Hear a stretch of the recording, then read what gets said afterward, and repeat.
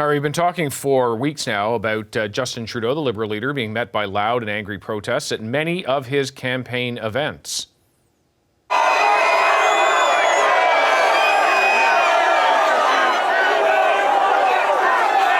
That gives you a sense of some of what happened over the course of just the weekend. Many of the demonstrators opposed to COVID-19 vaccines and lockdowns, others yelling profanities and racist slurs. Who are they? How are they mobilizing? Evan Balgord is the executive director of the Canadian Anti-Hate Network. It's a network that has been monitoring anti-lockdown and anti-vaccination communities, and he joins us from Toronto. Evan, what do we know about what makes up these groups of protesters we've been seeing? Well, there isn't like one big organization that's organizing this stuff, nor is there any big money behind them. A lot of people have been theorizing about that in the past few days. We know that there are groups of people who kind of share conspiratorial beliefs around COVID, including many of them who are part of Canada's racist right, which is kind of entirely embedded within that movement now. And they're kind of following the Prime Minister on his tour around the country, most of the time by looking at public postings of where he's going to be, and then kind of organically and in their small groups, but shared in many Facebook group chats or Telegram group chats, where he's going to be, and so they show up to kind of shout their anger at him. Yeah, I mean, you talk about how they're finding out. I mean, we see releases going out from the political parties, and Justin Trudeau say really just the city that he's going to be in and the time that he's going to be there, but publicly they aren't saying the exact location. Now, obviously that's going out to some people, but it is being filtered somehow to these groups who are finding out and meeting him. Any sense of where that information is coming from? Well, I mean, some groups are doing it different ways. Just 5 minutes ago, I saw in a white supremacist chat room that one of them is currently trailing his campaign bus and looking to disrupt the event. I gather that there's an event in London. I saw it just before coming on, them discussing it. So we do know that, they're kind of looking out for him on the ground or looking out for that tour bus and kind of communicating that within their channels.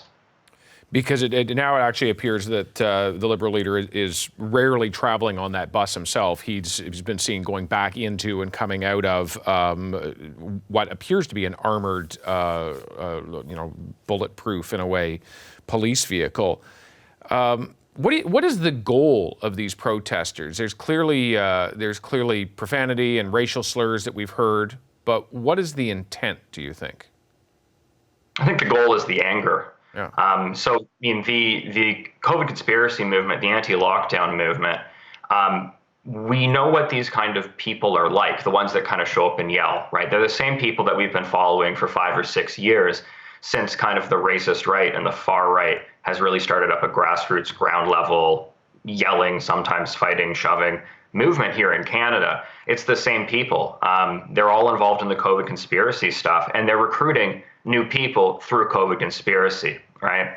And what we're going to see, even when this pandemic ends and we have, fewer of these demonstrators and demonstrations, we're still going to see that these people are primed to jump onto the next far right or racist right issue, whatever that may be. How many people are we talking about? How many people, are that kind of pointy tip of that spear that are willing to go out and do things and maybe sometimes engage in yelling or harassment or violence? That's a much smaller number than the whole scene. But, we are talking about thousands, tens of thousands, then people who are just kind of susceptible to the far right. We are talking in the height of Yellow Vests, which was their last big coming together of a movement. They had Facebook pages with hundreds of thousands of people, a couple 100,000 people. So, we are talking about a pretty large segment of the population that's at least susceptible to getting swept into these kind of movements and this kind of hate. And then still a very significant number of those that, are spending their own money to fly across the country to harass a politician. I think about the other side of the border and how things moved from the Tea Party and there was sort of continued movement into the Trump campaign, many like-minded people. When you compare it to the Yellow Vest movement that goes back several years now, do you see that same kind of movement, or are these people, in many cases, who are coming on board to the movement in the form it is now? Yeah, so this all kind of started about 5 or 6 years ago with Motion 103, which was the motion to condemn Islamophobia. The racist right here in Canada really mobilized around that, and it was their lightning rod they finally took to the streets successfully in fairly large numbers. When M103 happened and the sky didn't fall, they needed something new, so they stole the idea of yellow vests from France, where it's an anti-austerity protest largely, and they made it also seem to be about like anti-government and pro-oil and gas, but really that was a fig leaf, because if you looked at the groups at the time, it was suggestions to kill Muslims and kill the prime minister. And now the same thing is happening again with COVID. It's just, this is an issue that has lasted longer. It's given them more time to get entrenched, more time to find other conspiratorially minded people and to feed them even further, right? You take somebody who's kind of skeptical or hesitant or thinks there's some agenda going on with these vaccines, and then you start talking to them about some of the more racist conspiracy theories, and sooner or later you get a convert, and that's the dangerous situation we're going through right now. And I think back to the yellow vesters. I mean, there was a great variety in the tens of thousands of people. Not all of them certainly would acknowledge being motivated by the racist right, as you call it. But do you see that same kind of variety? Is it just the most hardcore dozens who are showing up at these events, but there are others who may share some of the similar concerns? Well, like any kind of far-right movement, there's going to be degrees of how severe any given individual is going to be, right? So there's going to be people there that don't say racist things themselves. But what they do is they hang out in a movement with anti-Semites, white supremacists, and racists, people who would shout the N-word at what I believe was a campaign staffer at a recent rally, right?